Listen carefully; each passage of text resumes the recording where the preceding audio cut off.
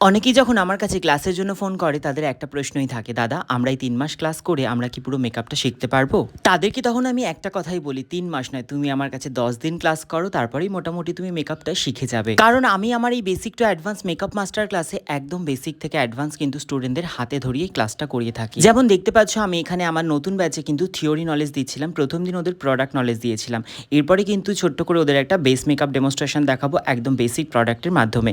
তারপরে কিন্তু থাকবে স্টুডেন্টদের প্র্যাকটিস, কারণ আমার ক্লাসে স্টুডেন্টদের প্র্যাকটিসটা মাস্ট, যেটা আমি প্রত্যেক দিন স্টুডেন্টদেরকে করিয়ে থাকি।